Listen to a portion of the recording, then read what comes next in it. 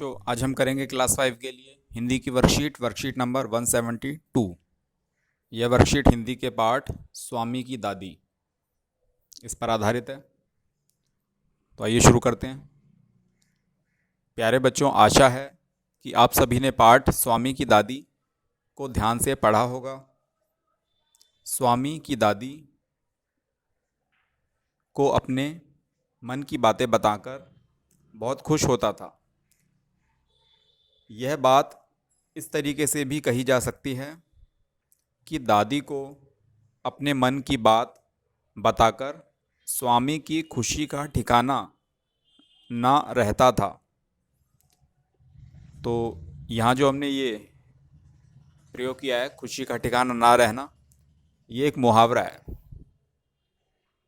इसका मतलब होता है बहुत ज़्यादा खुश होना। तो ऐसे ही कभी कभी हम कुछ खास अपनी बात कहने के लिए मुहावरों का इस्तेमाल करते हैं।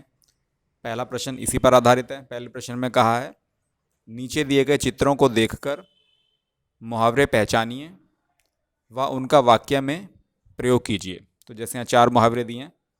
ईद का चांद, और ईद का चांद का मतलब होता है जब हम किसी को बहुत दिनों बाद देखते हैं या वो बहुत कम दिखता है, तो ऐसे व्यक्ति को हम कहते हैं ईद का चांद। तो यहाँ एक सेंटेंस बना के दिया है इसका। जब से मोहन ने दूसरे शहर में अपनी दुकान खोल ली है, तब से वह ईद का चांद हो गया है। ऐसी यहाँ एक मुहावरा दिया है, खट्टे करना। खट्टे करने का मतलब होता है, और यहाँ चित्र बना रखा है दांत का, यानी कि पूरा मुहावरा बना दांत खट्टे करना। तो दांत खट्टे करने का मतलब है किसी को अच्छे से सबक सिखाना। ऐसी आँख का तारा होना। आँख का तारा होना का मतलब है बहुत प्यारा होना। ऐसे घी के, ये चित्र बना दिए का, तो मुहावरा बनेगा घी के दिए जलाना, यानी बहुत खुशी मनाना। तो अब इन सब का वाक्य में कैसे प्रयोग करेंगे ये देखते हैं। देखिए, इस तरह से वाक्य में प्रयोग करेंगे इनका। तो आँख का तारा होना, इसका हम इस तरह से वाक्य बनाएंगे। आज्ञाकारी बच्चा माँ बाप की आँख का तारा होता है। ऐसे ही खट्टे करना, दांत खट्टे करना, इसका हम सेंटेंस बनाएंगे। भारतीयों ने स्वतंत्रता संग्राम में अंग्रेज़ों के दांत खट्टे कर दिए। और ऐसे घी के दिए जलाना, इसका हम सेंटेंस बनाएंगे। जिससे तुम्हारी बराबर ठनती रही, वह बेचारा कल शाम कूच कर गया। अब क्या है, घी के दिए जलाओ। अब इसके बाद है प्रश्न नंबर 2। प्रश्न 2 में हमें क्या करना है? प्रश्न 2 में हमसे कहा है, एक मुहावरा दिया नाक में दम करना। इस मुहावरे का अर्थ हमें बता रखा है बहुत परेशान करना। नाक हमारे शरीर का एक अंग है। नाक या शरीर के अन्य अंगों के नाम से जुड़े हुए कुछ मुहावरे लिखिए और उनका वाक्यों में प्रयोग भी कीजिए। जैसे यहाँ एक वाक्य दिया है, पेट में चूहे दौड़ना, यानी कि बहुत भूख लगना। तो वाक्य हमें बना के दिया है, भूख के कारण स्वामी के पेट में चूहे दौड़ने लगे। तो ऐसे ही यहाँ हमें जो है कुछ ऐसे मुहावरे लिखने हैं जो शरीर के अंगों से संबंधित हों, और उनका एक एक वाक्य बनाना है। किस तरह से? कुछ इस तरह से हम वाक्य बनाएंगे। जैसे हम बना सकते हैं, अंग अंग मुस्कुराना, यानी कि बहुत प्रसन्न होना। परीक्षा में सफल होने के कारण अपूर्व का अंग अंग मुस्कुरा रहा था। यहाँ अपूर्व एक बच्चे का नाम है। ऐसी आंख दिखाना, यानी कि गुस्से में देखना।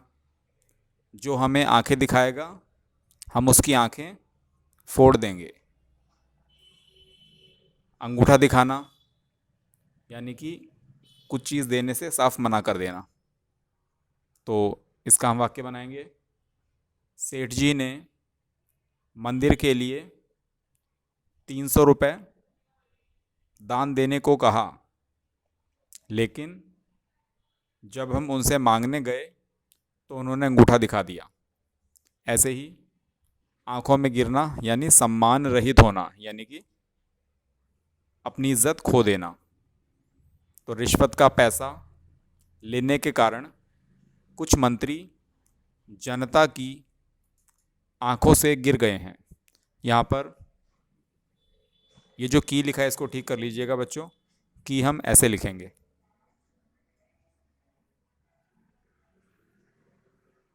ठीक, जनता की आंखों से गिर गए हैं। तो इस तरह से हम वाक्य बना सकते हैं। अब देखते हैं अगला प्रश्न। प्रश्न नंबर 3।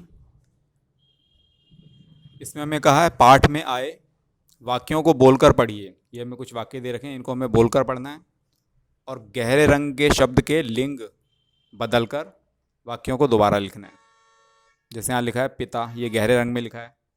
राजम के पिता एक जंगल में डेरा डाले हुए थे। तो इसका सेंटेंस हमें लिंग बदलकर सेंटेंस भी बदलना है। जैसे पिताजी की जगह माँ शब्द आया है तो लिखेंगे राजम की माँ जंगल में डेरा डाले हुई थी। ऐसे ही वाला मैंने वह मेडल बुआ जी को दिया। तो इसका सेंटेंस हम लिखेंगे मैंने वह मेडल फूफा जी को दिया। ऐसी दादी जी काफ़ी प्रभावित हुई। तो इसका विपरीत बनाएंगे तो दादाजी काफ़ी प्रभावित हुए। फिर दो शेर राजम पर झपटे थे। तो यहाँ लिखेंगे दो शेरनियाँ राजम पर झपटी थीं। उसके बाद है वह तो बहुत प्यारा लड़का है। तो लिखेंगे इसका विपरीत शब्द बना के लिंग बदल के वह तो बहुत प्यारी लड़की है। अगला है दादी जी राजा की कहानी सुनाते हुए सो गई। तो इसका हम लिंग बदलकर वाक्य बनाएंगे दादी जी रानी की कहानी सुनाते हुए सो गई। ठीक,